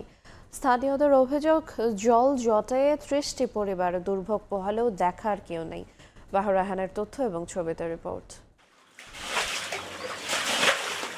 12 দিন ধরে পানিবন্দী, ড্রেনেজ ব্যবস্থা না থাকায় জলজটে 30টি পরিবার। এ চিত্র কুমিল্লা নগরীর 7 নম্বর ওয়ার্ডের অশোকতলা এলাকায়। 1.5 শতাধিক মানুষ পানি মারিয়ে দৈনন্দিন জীবন কাটাচ্ছেন। নিয়মিত ঘণ্টা বাজলেও বিদ্যালয়ে নেই শিক্ষার্থীর উপস্থিতি। বসতঘরেও পানি উঠে পড়ায় বিপাকে বাসিন্দারা। তাদের অভিযোগ, এমন দুর্ভোগ দেখার কেউ নেই। ক্লাসে পানি ঢুকে যায়, নিচতলার এই যে পাশের এই যে ক্লাসটা দেখছেন ওই রুমটাও পানি ঢুকে যায়, এবং পিছনে যে ভবন ওইখানেও আমাদেরকে ক্লাস করতে হয়, ওই দুইটা রুমও পানি ঢুকে যায়। পানি নিষ্কাশনের কোনো লাইনই নাই, কোনো সমাধান হচ্ছে না, বরং দিন দিন বৃষ্টি যত হচ্ছে এত বাড়তেছে। পানিটা আটকে থাকে, পানিটা আগে ছিল নিচে ছিল লেয়ারটা, এখন ওইটা ওয়াল দেয়াল দিয়ে এটা লেয়ার উপরে করে ফেলছে, পানি দেওয়ার ব্যবস্থা নাই। মানে আমরা সব দিক দিয়ে কষ্ট হইতেছে, আপনার চারিদিকে জল ভরে, জল না খাওয়া দাওয়া, নামা ওঠা বসা সব দিক দিয়ে। বৃষ্টি ছাড়ও এই রাস্তার পানি, পুষ্কুনির পানি, এর পানি, এমনি পানি কি করতাম। সমস্যা সমাধানে সিটি কর্পোরেশন স্থায়ী প্রকল্পের উদ্যোগ নিচ্ছে বলে জানিয়েছেন সাবেকে জনপ্রতিনিধি। শালখানা বাড়ির এখান দিয়ে একটা ড্রেন ছিল, তাকে এখান দিয়ে পানিটা যাইতো, কিন্তু এখন ওই বাড়ির তারা সবাই মিললা ড্রেনটা বন্ধ করে দিছে। তো দেওয়াতে এখন তারা বলতে তাদের বাড়ির উপর দিয়ে কোনো পানি দেওয়ার জন্য কোনো ড্রেন দিত না দেওয়ার কারণে এখানে একটা সরকারি প্রাথমিক বিদ্যালয় আছে, কমন শিশুরা চলাচল করতে খুব কষ্ট হয়। 2 বর্গ কিলোমিটার এলাকা নিয়ে গঠিত নগরীর 7 নম্বর ওয়ার্ড। সময় সংবাদ, কুমিল্লা। বেশিরভাগ অলিতে গলিতে জ্বলে না সড়ক বাতি। সন্ধ্যা হতেই নেমে আসে অন্ধকার। ঝুঁকি নিয়ে চলাচল করতে হয় বাসিন্দাদের। ঘটছে চুরি ছিনতাইয়ের মতো ঘটনা। রাঙামাটি পৌরসভার বেশিরভাগ সড়ক বাতি না জ্বলায় এমন পরিস্থিতি। পৌর কর্তৃপক্ষ বলছে সড়ক বাতি প্রতিস্থাপনে কাজ চলছে। হেফাজত সবুজের তথ্য এবং রাজীব দাস মুন্নার ছবিতে রিপোর্ট।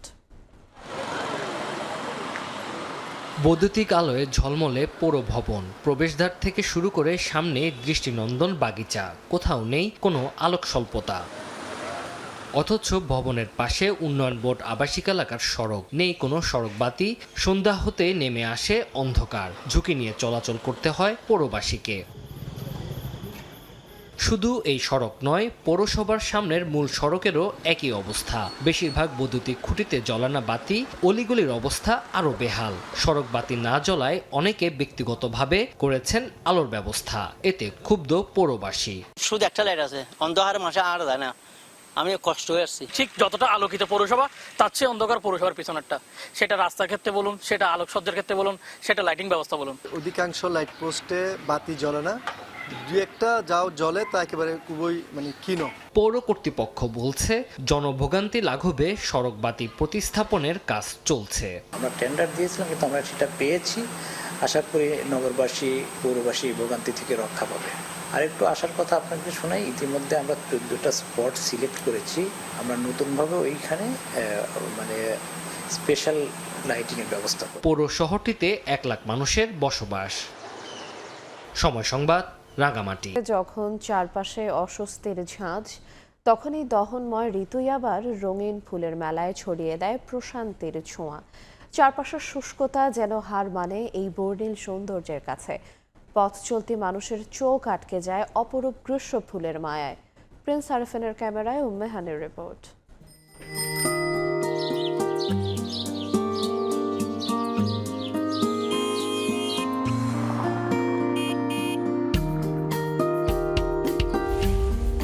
তপ্ত রোদে দগ্ধ নগর।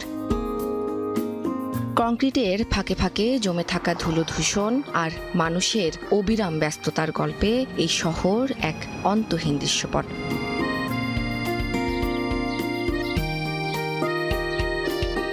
এসবের ফাঁকেই হঠাৎ ঝলকানির মতো চোখে লাগে অন্যরকম এক সৌন্দর্য।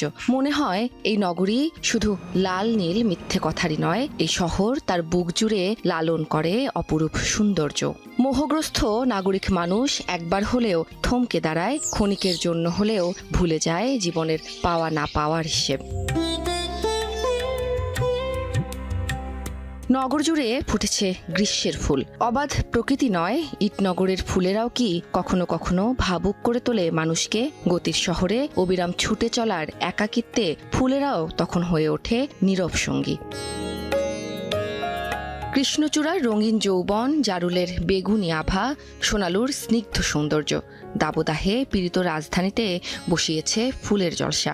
সেই জলসায় সামিল হয় মানুষও। কখনো ঝরে পড়া ফুল কুড়িয়ে, কখনো বা মনের রসদ মেটায় দু চোখ ভরে রঙের উল্লাস পান করে। কৃষ্ণচূড়া ফুল এত পছন্দ, এত ভাল লাগে যে দেখে মনে হয় গ্রীষ্মকাল যেন আবার ফিরে ফিরে আসে। এত সুন্দর ফুল দেখলে দুই পাশের চোখের ক্লান্তিটা মনে হয় হাওয়া হয়ে যায়। এই ফুলগুলো যদি না থাকতো তাহলে শহরটি আরো নিরাশ হয়ে যেত। আমার আশেপাশে অনেক ফুল, অনেক প্রশান্তি লাগবে আর কি। হঠাৎ আবার ফুলের জলসায় আকাশ ভেঙে বৃষ্টি নামে। বৃষ্টির ছন্দে তাল মিলিয়ে ঝরে পড়ে ফুলেরা। মন্ত্রমুগ্ধ মানুষের তখন আবেগতাড়িত পুষ্পস্নান।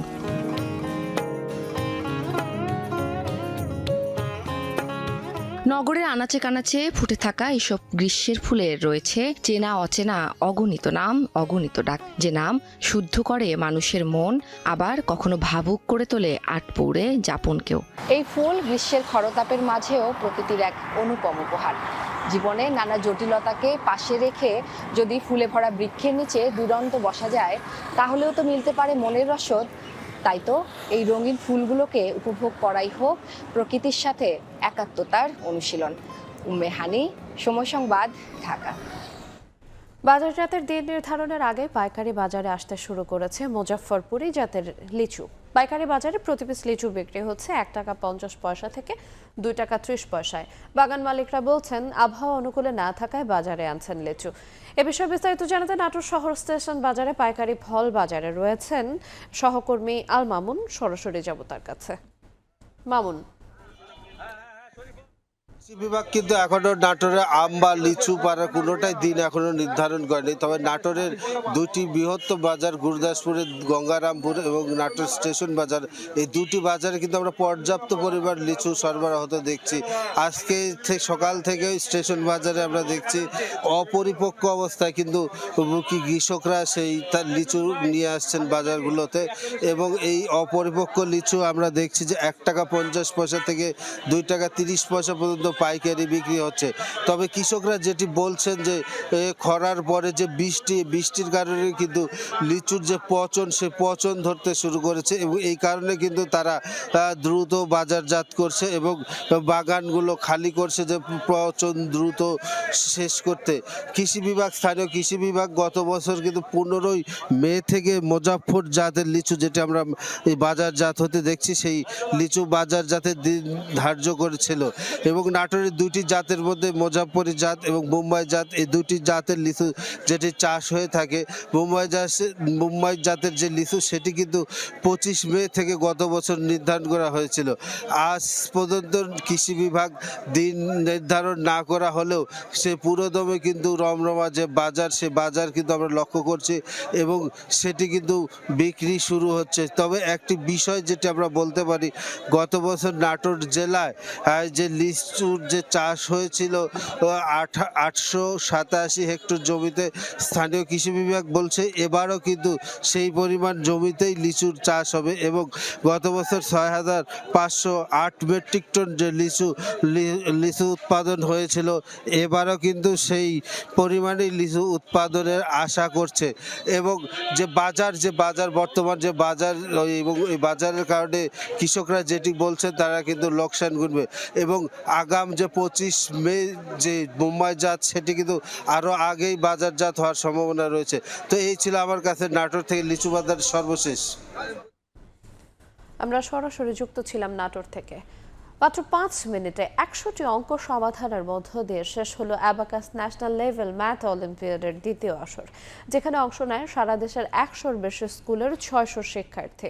শিশুদের মেধা বিকাশে এমন প্রতিযোগিতা অব্যাহত রাখতে চান আয়োজকরা। 5 মিনিটে 100টি অঙ্কের সমাধানে ব্যস্ত খুদে শিক্ষার্থীরা। সারা দেশের শতাধিক শিক্ষা প্রতিষ্ঠানের 600 জন অংশ নিয়েছেন অ্যাবাকাস ন্যাশনাল লেভেল ম্যাথ অলিম্পিয়াডের এই দ্বিতীয় আসরে, যারা 16টি গ্রুপে ভাগ হয়ে অংশ নেন। প্রতি গ্রুপ থেকে চ্যাম্পিয়ন, রানার্স আপ সহ 4 জন করে মোট 64 জনকে পুরস্কার দেওয়া হয়। 5 মিনিটে 100টা করতে পারিনি, কিন্তু 97 ম্যাথস করতে পেরেছি। There was even more time for revising.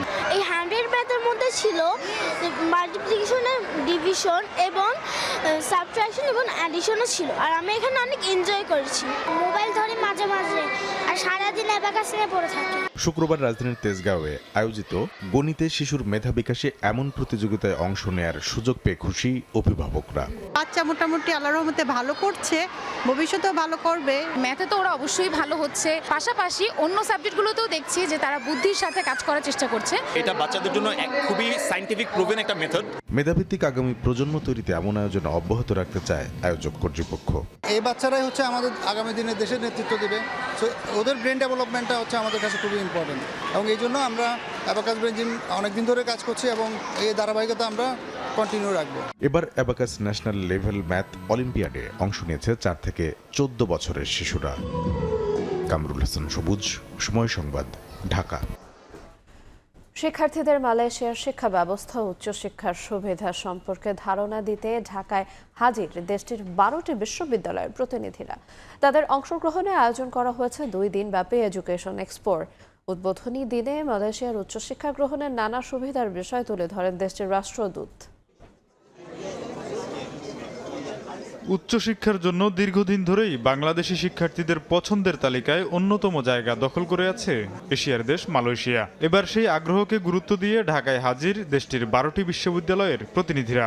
আয়োজন করা হয়েছে 2 দিন ব্যাপী মালয়েশিয়ান এডুকেশন এক্সপো। ঢাকার যে স্টুডেন্টরা আছে, স্পেশালি যারা 25-এর ব্যাচের এইচএসসি দিয়েছে, তাদের আগ্রহটা সবচেয়ে বেশি। তারা হচ্ছে যে এই বছরই হচ্ছে যাওয়ার জন্য খুব বেশি আগ্রহ দেখাচ্ছে। শুক্রবার রাজধানীর গুলশানে একটি হোটেলে ঢাকায় নিযুক্ত মালয়েশিয়ান রাষ্ট্রদূত এই এক্সপোর উদ্বোধন করেন। এদিন মালয়েশিয়ার শিক্ষা ব্যবস্থা, শিক্ষার পরিবেশ এবং উচ্চশিক্ষার বিভিন্ন সুযোগ সম্পর্কে শিক্ষার্থীদের ধারণা দেওয়া হয়। মূলত মালয়েশিয়াতে পড়তে চাই আমার যে ফেভারিট সাবজেক্ট কম্পিউটার সায়েন্স নিয়ে আর কি। মালয়েশিয়ায় এখন অনেক অপরচুনিটি আছে, মেডিকেল থেকে শুরু করে ইঞ্জিনিয়ারিং, অনেক কিছু। There so many subjects to explore, so I feel like going to Malaysia would be really good experience. মালয়েশিয়ার আন্তর্জাতিক মানসম্পন্ন শিক্ষা ব্যবস্থার নানান দিক তুলে ধরেন দেশটির রাষ্ট্রদূত মোহাম্মদ সুহাদা ওসমান। বলেন, ধর্মীয় ও সাংস্কৃতিক মিল থাকায় বাংলাদেশি শিক্ষার্থীদের জন্য সেরা গন্তব্য হতে পারে Malaysia. Malaysia offers very internationally recognized universities and with high quality education and affordable tuition fees. এক্সপোটি শুক্রবার দুপুর 2টায় শুরু হয়ে চলে রাত 8টা পর্যন্ত। শনিবার দুপুর 12টা থেকে রাত 8টা পর্যন্ত চলবে এই আয়োজন। তোফাজ্জল হোসাইন, সময় সংবাদ, ঢাকা। বড় সময় ছিল আমার কাছে। পরবর্তী সংবাদগুলো জানাতে যুক্ত হবেন সহকর্মী আমিরুল ইসলাম আলিফ। ধন্যবাদ আইরিন। পরবর্তী সংবাদগুলো নিয়ে আসছে কিছুক্ষণ পর। দেখছেন ভোরের সময়, সঙ্গেই থাকুন। দেখছেন ভোরের সময়। শেখ হাসিনার আচরণ ও ভাষার কারণে আওয়ামী লীগ ধ্বংস হয়েছে। দলটির অনেক নেতাদের মধ্যে অনুশোচনা তৈরি হয়েছে বলে মন্তব্য করেছেন সরকার দলীয় হুইপ রুহুল কুদ্দুস তালুকদার দুলু। শুক্রবার বিকেলে নাটোর জেলা পরিষদ মিলনায়তনে তিনি এ কথা বলেন। যে আওয়ামী লীগ নাটোরে তাণ্ডব করেছে, সে আওয়ামী লীগের সঙ্গে আমাদের কোনো কম্প্রোমাইজ হবে না। গত পার্লামেন্ট ভোটে যদি আওয়ামী লীগ আমাদেরকে সাহায্য করত, ভোট দিত, তাহলে ওদের কথা বিবেচনা করতাম। ওরা আমাদের বিরুদ্ধে জিতানোর জন্য, আমাদের প্রার্থীর বিরুদ্ধে, আমার বিরুদ্ধে, জামাতকে জিতানোর জন্য যারা ষড়যন্ত্র করেছে, চক্রান্ত করেছে, আর কিছু মির্জাফর বিএনপির মধ্যে আছে। কুমিল্লায় কৃষকদের মাঝে আধুনিক কৃষি যন্ত্রপাতি বিতরণ করা হয়েছে। শুক্রবার সকালে মুরাদনগরে কবি নজরুল মিলনায়তনে এই কর্মসূচি পালিত হয়। এই অনুষ্ঠানে ধর্মমন্ত্রী কাজী শাহ মোফাজ্জল হোসেন কায়কোবাদ জানান, কৃষকদের হাতে আধুনিক কৃষি যন্ত্রপাতি তুলে দিতে সরকার বদ্ধপরিকর। কৃষি উৎপাদন বৃদ্ধি ও কৃষকদের শ্রম কমাতে প্রযুক্তি নির্ভর যন্ত্রপাতি বিতরণ অব্যাহত থাকবে বলেও জানান তিনি। আরও বলেন, গরিব ও নিম্ন আয়ের মানুষের কল্যাণে কাজ করছে বর্তমান সরকার।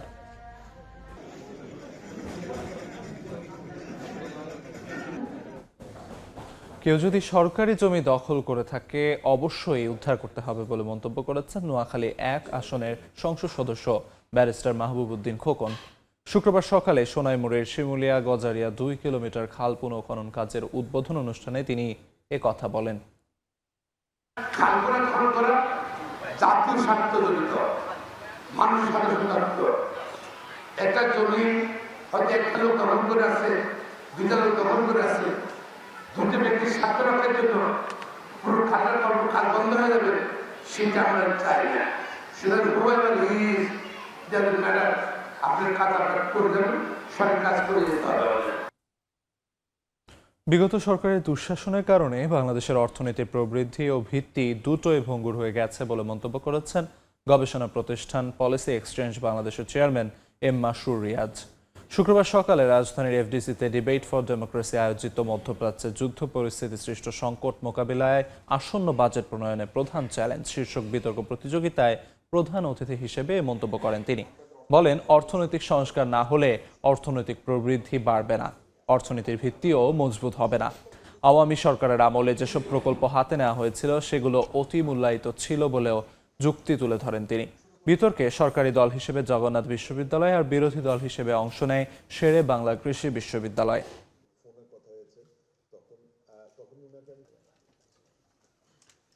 আমাদের প্রথম সমস্যা অর্থনীতির প্রবৃদ্ধি এবং ভিত্তি দুটাই ভঙ্গুর হয়ে গেছে। ভিত্তিটা ভঙ্গুর হয়েছে 2022 সাল থেকে, যখন আমরা বিভিন্ন ভুল পলিসি, তার সাথে বিভিন্ন ব্যাংকিং এবং এনার্জিতে অনিয়ম, সেগুলোর কারণে বাংলাদেশের ইতিহাসে তৎকালীন 51 বছরে সর্বপ্রথম বাংলাদেশ সামষ্টিক অর্থনীতির চ্যালেঞ্জে পড়ল। ইন্টারিম গভর্নমেন্টের একটা জায়গায় তারা আসলে খুব পিছিয়ে পড়েছিল, যেটার ভার এসে এখন বিএনপি গভর্নমেন্টের উপর পড়েছে, সেটা হলো অর্থনৈতিক সংস্কার অলমোস্ট জিরো ছিল। 23 বছরেও মেলেনি লক্ষ্মীপুর সদর হাসপাতালের প্রস্তাবিত জনবল, প্রয়োজনীয় যন্ত্রপাতি ও চিকিৎসক। 100 শয্যার বিপরীতে হাসপাতালে ভর্তি 5 গুণ রোগী। বিশেষজ্ঞ চিকিৎসকের পদ খালি অর্ধেক। কাঙ্ক্ষিত সেবা থেকে বঞ্চিত রোগীরা। আহাদুল ইসলাম আকাশের ছবিতে মাজহারুল আনোয়ার টিপুর রিপোর্ট। হাসপাতালের করিডোর জুড়ে রোগীদের দীর্ঘ লাইন। শয্যা না পেয়ে মেঝেতে শুয়ে চিকিৎসা নিচ্ছেন তারা। প্রায় 20 লাখ মানুষের চিকিৎসা সেবার একমাত্র ভরসাস্থল লক্ষ্মীপুর জেলা সদর হাসপাতাল। 100 শয্যা বিশিষ্ট হাসপাতাল হলেও গত 23 বছরেও মেলেনি প্রস্তাবিত জনবল, প্রয়োজনীয় যন্ত্রপাতি ও চিকিৎসক। 50 শয্যার জনবল দিয়েই চলছে চিকিৎসা সেবা। 188 জন জনবলের বিপরীতে আছেন 99 জন। বিশেষজ্ঞ চিকিৎসকের 14টি পদের বিপরীতে 7 জন, আর সিনিয়র স্টাফ নার্সের 23টি পদ থাকলেও কর্মরত মাত্র 5 জন। বহির্বিভাগে চিকিৎসা নিতে ঘন্টার পর ঘন্টা লাইনে দাঁড়িয়ে থেকে টিকিট সংগ্রহ করলেও চিকিৎসককে দেখানোর সুযোগ মিলছে না। প্রতিবন্ধকতার কারণে ডাক্তার সংকট, ইনস্ট্রুমেন্ট সংকট, বা সেখানে মানে আইসিইউ নেই। যে পরিমাণ সিট থাকার কথা এখানে ওই পরিমাণ সিট নাই। বেডে 2 জন 4 জন করে থাকা লাগে। বাচ্চাদের ট্রিটমেন্টের জন্য থাকা আমাদের একটু স্যাক্রিফাইস এটার জন্য করতে হয় আর কি, এজন্য একটু সমস্যা। ঘন্টার পর ঘন্টা দাঁড়িয়ে থাকি, টিকিটের লাগে বাইরে থেকে লোক আসে, টিকিট দালালরা টিকিট বিক্রি করে ওইখানে, আমরা কিন্তু দাঁড়িয়ে থাকি, সিরিয়ালে টিকিট পাই না। ধারণ ক্ষমতার বিপরীতে 5 গুণ রোগী ভর্তি, আর চিকিৎসক ও লোকবল সংকটের কারণে সেবা দিতে হিমশিম খাচ্ছেন চিকিৎসকরা। প্রতিদিন 400 থেকে 500 জন রোগী ভর্তি হচ্ছে। আমাদের চিকিৎসক ওইভাবে নাই। এতগুলো রোগী ট্রিটমেন্ট দিতে গিয়ে আমারও অনেক কষ্ট হচ্ছে, আমাদের নার্স তো সংকট। সিভিল সার্জন বলছেন, জনবল অনুমোদনের জন্য ঊর্ধ্বতন কর্তৃপক্ষকে জানানো হয়েছে, আর নতুন ভবনের কাজ শেষ হলে শয্যা সংকট সমাধান হবে। নতুন যে বিল্ডিং হচ্ছে, 250 বিল্ডিং হচ্ছে, এই বিল্ডিংটা যদি আমাদের যদি এখনো পিডব্লিউডি কাজ করতেছে, এরা যদি কিছু কাজ বাকি আছে, কাজ করে যদি আমাদের বুঝাই দেয়, তাহলে কিন্তু এই সংকটটা আমাদের অনেকটাই, আবার রোগীদের যে থাকার যে সংকট, এটা কেটে যাবে। 2017 সালের 14 মার্চ লক্ষ্মীপুর সদর হাসপাতালকে 100 শয্যা থেকে 250 শয্যায় উন্নীত করে সরকার। নতুন ভবনের নির্মাণ কাজ শুরু হলেও শেষ হয়নি 9 বছরেও। মাঝারুল আনোয়ার টিপু, সময় সংবাদ। ট্রাকের চাকায় পিষ্ট হয়ে এক নারীর মৃত্যু হয়েছে। পুলিশ জানায় শুক্রবার বিকেলে মাগুরা সদরের বদনপুর এলাকায় শিক্ষার্থী সাদিকুর রহমান সাদিক বন্ধুদের সঙ্গে বাইসাইকেল চালাচ্ছিল। এ সময় একটি দ্রুত গতির মোটরসাইকেল তাকে ধাক্কা দিয়ে পালিয়ে যায়। এতে সাদিক রাস্তায় ছিটকে পড়ে গুরুতর আহত হয়। পরে স্থানীয়রা তাকে উদ্ধার করে মাগুরা সদর হাসপাতালে নিয়ে গেলে কর্তব্যরত চিকিৎসক মৃত ঘোষণা করেন। এদিকে নাটোরের সিংড়া উপজেলার চৌগ্রাম বাসস্ট্যান্ড এলাকায় ট্রাকের চাপায় লেবু খাতুন নামে এক নারীর মৃত্যু হয়েছে। স্বজনরা জানান, নন্দীগ্রাম থেকে ভ্যানে করে ভাইরার বাড়িতে বেড়াতে আসার পথে একটি ট্রাকের সঙ্গে ভ্যানের সংঘর্ষ হয়। এ সময় ভ্যানে থাকা লেবু খাতুন ট্রাকের নিচে পড়ে গেলে ঘটনাস্থলেই তার মৃত্যু হয়। দুর্ঘটনায় তার শরীরের 2 পা বিচ্ছিন্ন হয়ে যায় বলে জানিয়েছে স্থানীয়রা।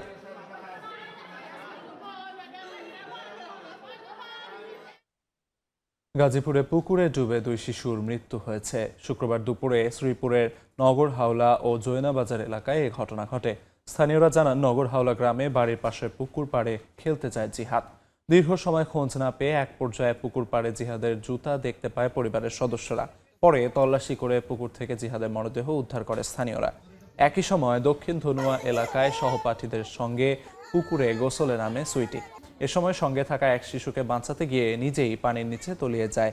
পরে দীর্ঘক্ষণ পর স্থানীয় এক কৃষক পুকুর থেকে সুইটিকে মৃত অবস্থায় উদ্ধার করে।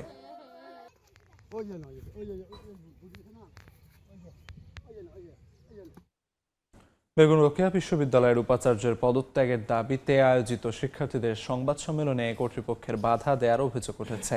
শিক্ষার্থীরা জানান, শুক্রবার দুপুরে বিশ্ববিদ্যালয়ের মূল ফটকে উপাচার্যের পদত্যাগের দাবির পক্ষ থেকে সংবাদ সম্মেলনের ডাক দিলে প্রক্টর বাধা দেয় বলে অভিযোগ তাদের।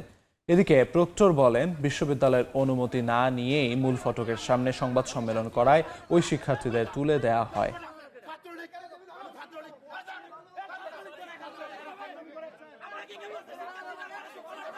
আমরা যখন সংবাদ সম্মেলনে আছি, বেগম রোকেয়া বিশ্ববিদ্যালয়ের প্রক্টর ফেরদৌস স্যার তিনি এসে বলেন যে প্রধান ফটকে কোনো সংবাদ সম্মেলন করা যাবে না। উপাচার্য শওকত আলীর পদত্যাগ দাবি করছি। এমনকি আমরা এটা বলতে চাই যে কোনো ধরনের মব করে বা কোনো কিছু করে আমাদের আসলে ন্যায়ের কণ্ঠস্বরকে রোধ করা যাবে না। এখানে তো বর্তমান যারা শিক্ষার্থী আছে তারা যে কোনো আন্দোলন করার অধিকার এটা তো থাকবেই, কিন্তু বহিরঙ্গন নিয়ে থেকে পারমিশন নিয়ে তোমাকে এটা করতে হবে, বিশ্ববিদ্যালয় এরিয়ায় করতে হবে, তো তার কোনো পারমিশন ছিল না। চট্টগ্রামে দায়িত্ব গ্রহণের পরই আলোচিত জঙ্গল সলিমপুর এলাকায় পরিদর্শনে করেছেন নতুন জেলা পুলিশ সুপার মাসুদ আলম। শুক্রবার দুপুরের আইনশৃঙ্খলা পরিস্থিতি, অবৈধ দখল ও বিভিন্ন অপরাধমূলক কর্মকাণ্ডের বিষয়ে সরেজমিন খোঁজ খবর নেন তিনি। এ সময় স্থানীয় বাসিন্দাদের সঙ্গে কথা বলে তাদের অভিযোগ ও সমস্যার কথা শোনেন এবং আইনশৃঙ্খলা পরিস্থিতি স্বাভাবিক রাখতে কঠোর অবস্থানের কথা জানান পুলিশ সুপার। ভূমিদস্যুতা, সন্ত্রাস, মাদক ও অবৈধ দখলের বিরুদ্ধে অভিযান অব্যাহত থাকবে বলেও জানান তিনি।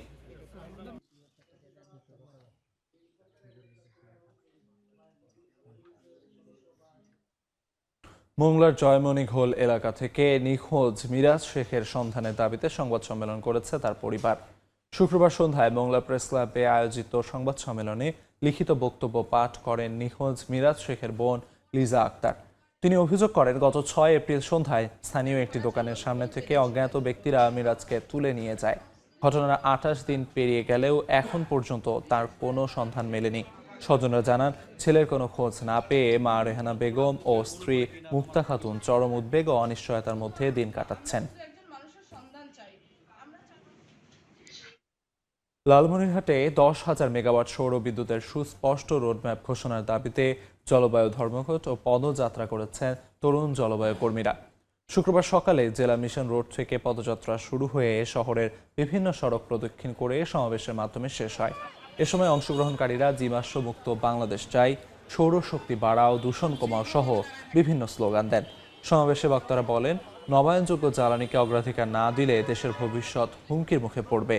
তারা সৌরবিদ্যুতের সুস্পষ্ট রোডম্যাপ, রুফটপ সোলার সম্প্রসারণ ও জলবায়ু ক্ষতিপূরণের দাবি জানান। সিলেট সীমান্তে আলাদা অভিযানে 54 লাখ মূল্যের অবৈধ মালামাল জব্দ করা হয়েছে। বিজিবি জানায়, গোপন সংবাদের ভিত্তিতে সীমান্তের নাকান্দি, সংগ্রাম, প্রতাপপুর ও সোনালী জেলায় অভিযান পরিচালনা করা হয়। এ সময় ভারতীয় জিরা, কসমেটিক্স, চকলেট, গরু, চিনি, জুস ও চা পাতা গরু আটক করা হয়। সীমান্তে নিরাপত্তা, চোরাচালান প্রতিরোধে অভিযান অব্যাহত রাখার কথা জানিয়েছে বিজিবি।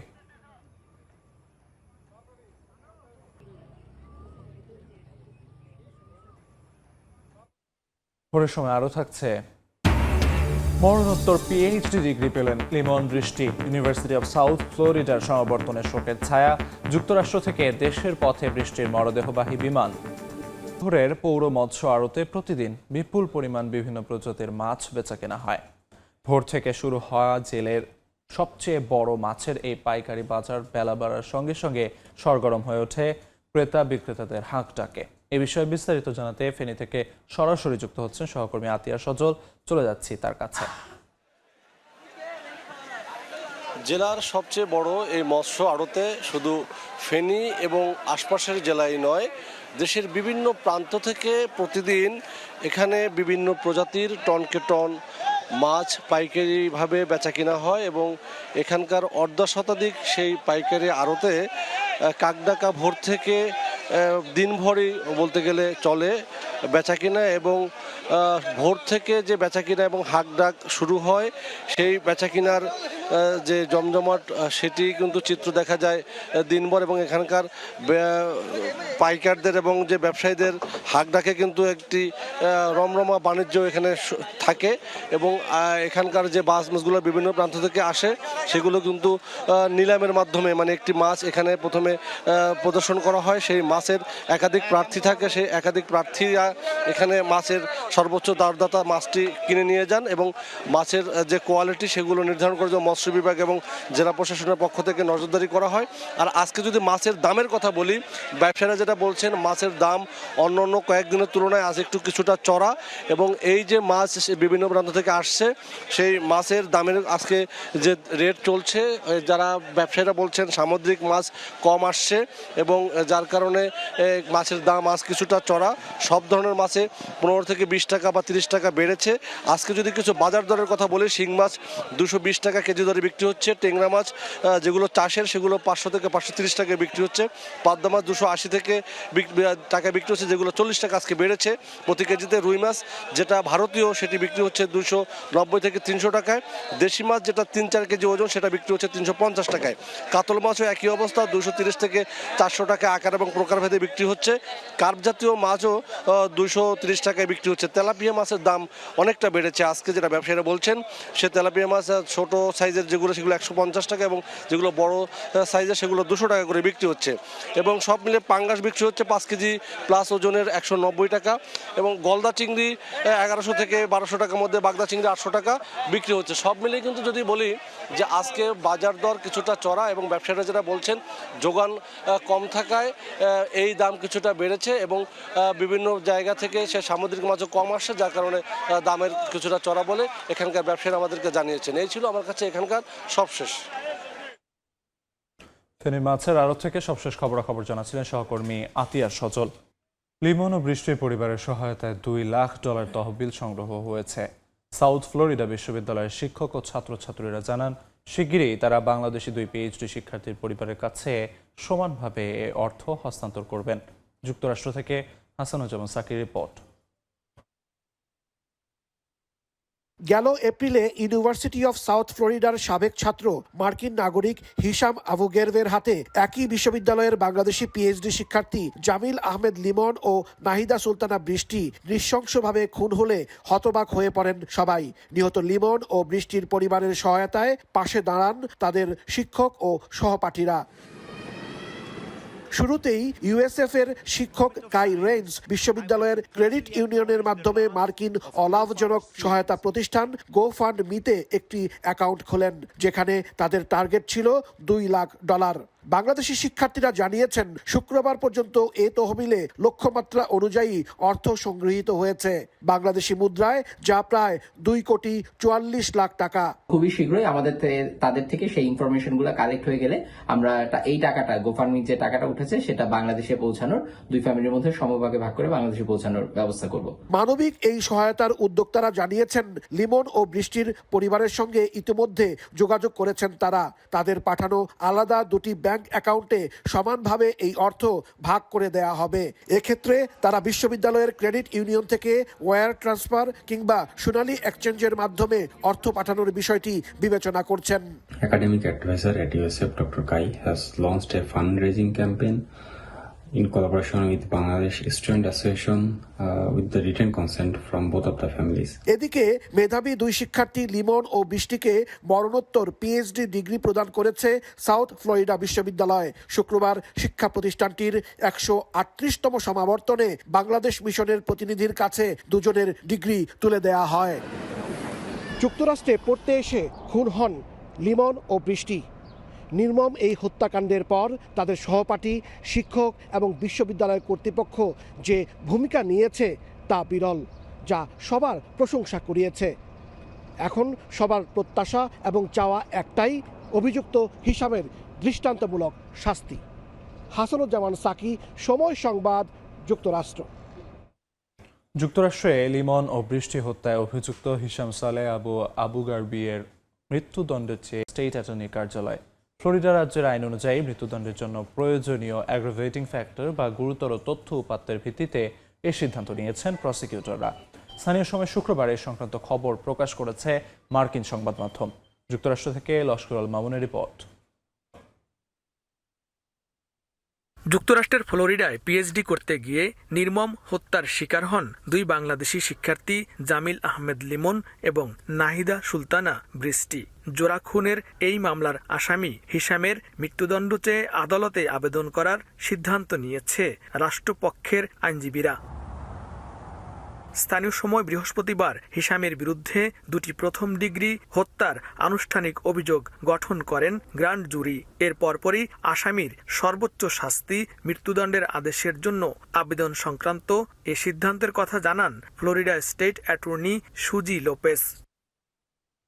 আসামি হিশামের মৃত্যুদণ্ডের জন্য প্রয়োজনীয় গুরুতর অভিযোগ বিবেচনায় নেওয়া হয়। তার মধ্যে রয়েছে হত্যাকাণ্ডটি ছিল ঠান্ডা মাথায় ও পূর্ব পরিকল্পিত, অপরাধ অত্যন্ত নৃশংস, ভয়াবহ ও নিষ্ঠুর এবং একই ঘটনায় একাধিক হত্যাকাণ্ড। হিশামের বিরুদ্ধে মোট 7টি আনুষ্ঠানিক অভিযোগ গঠন করা হয়েছে। এর মধ্যে রয়েছে অস্ত্র ব্যবহার করে পরিকল্পিতভাবে বৃষ্টি ও লিমনকে হত্যা করা, আলামত ও সাক্ষ্য প্রমাণ নষ্ট করা, অনুমোদনবিহীন মরদেহ সরানো বা গোপন করার 2টি এবং মৃত্যু গোপনের উদ্দেশ্যে আইনশৃঙ্খলা বাহিনী বা মেডিকেল পরীক্ষককে অবহিত না করার আরও 2টি অভিযোগ। স্টেট অ্যাটর্নি সুজি লোপেস বলেন, এই মর্মান্তিক ঘটনা পুরো কমিউনিটিকে নাড়িয়ে দিয়ে দুই পরিবারকে ধ্বংস করে দিয়েছে। তিনি বলেন, নিহত শিক্ষার্থীরা বাংলাদেশ থেকে পিএইচডি ডিগ্রি অর্জন এবং উজ্জ্বল ভবিষ্যৎ গড়ার স্বপ্ন নিয়ে এসেছিলেন, কিন্তু ভয়াবহ সহিংসতায় তাদের জীবন শেষ হয়ে গেছে। স্থানীয় সময় 18 মে সকাল 9টায় হিলসব্রো কাউন্টি আদালতে মামলার পরবর্তী শুনানি অনুষ্ঠিত হবে। মামলার প্রধান প্রসিকিউটর হিসেবে কাজ করবেন লিনজি হোজেস। তাকে সহায়তা করবেন স্কট হারম্যান, জন টেরি এবং জেসিকা কোভারটিয়ার।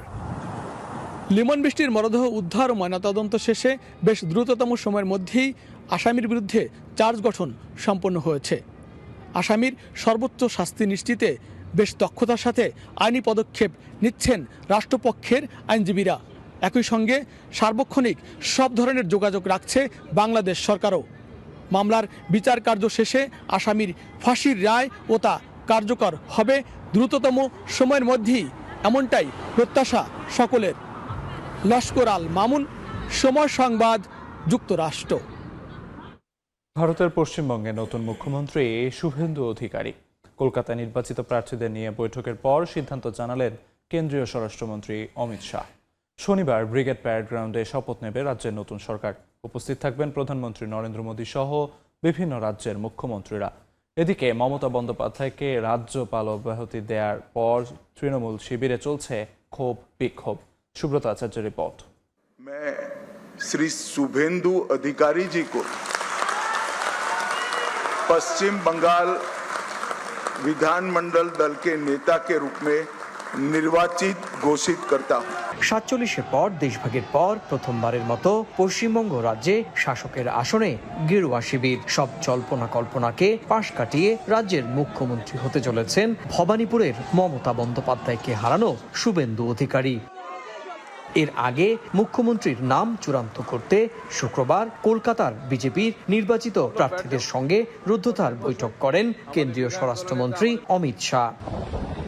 সব প্রক্রিয়া সম্পন্নের পর শনিবার ব্রিগেড প্যারেড গ্রাউন্ডে শপথ নেবে পশ্চিমবঙ্গের নতুন সরকার। রাজ্যে বিজেপির প্রথম মুখ্যমন্ত্রীর শপথ অনুষ্ঠানে যোগ দেবেন ভারতের প্রধানমন্ত্রী নরেন্দ্র মোদী। এছাড়াও উপস্থিত থাকবেন বিজেপি শাসিত বেশ কয়েকটি রাজ্যের মুখ্যমন্ত্রীরাও। এর আগে বৃহস্পতিবার মেয়াদ শেষ হওয়ায় মমতাকে বরখাস্ত না করলেও বিধানসভা ভেঙে দেন রাজ্যপাল RN রবি। এদিকে নিজেকে সাবেক বলতে নারাজ মমতা। সামাজিক যোগাযোগ মাধ্যমে তার ভেরিফাইড পেজের পরিচয়ের অংশে এখনো লেখা পশ্চিমবঙ্গের মুখ্যমন্ত্রী। দলের তরফ থেকে দাবি করা হচ্ছে বিজেপির ভোট লুট ও নির্বাচন কমিশনের ভূমিকার প্রতিবাদ স্বরূপ পদ থেকে ইস্তফা দেননি মমতা। এমন অবস্থায় রাজ্য জুড়ে একটা অস্থিরতার পরিবেশও বিরাজ করছে। পরিস্থিতি নিয়ন্ত্রণে মোতায়েন করা হয়েছে বিপুল সংখ্যক নিরাপত্তা বাহিনীও। সুব্রত আচার্য, সময় সংবাদ, পশ্চিমবঙ্গ, ভারত। ভারতের তামিলনাড়ুতে অবশেষে সরকার গঠন করতে যাচ্ছে থালাপতি বিজয়ের দল টিভিকে। টানা দর কষাকষি আর জোট সমীকরণের পর সংখ্যাগরিষ্ঠতা নিশ্চিত করেছে দলটি। এনডিটিভির তথ্য অনুযায়ী কংগ্রেস, ভিসিকে ও দুই বাম দলের সমর্থন পেয়ে তামিলাগা ভেত্রী কাজাগাম বা টিভিকে 119 বিধায়কের সমর্থন নিশ্চিত করেছে, যার মধ্য দিয়ে সরকার গঠনের জন্য প্রয়োজনীয় 118 আসনের সীমা পার করেছে দলটি।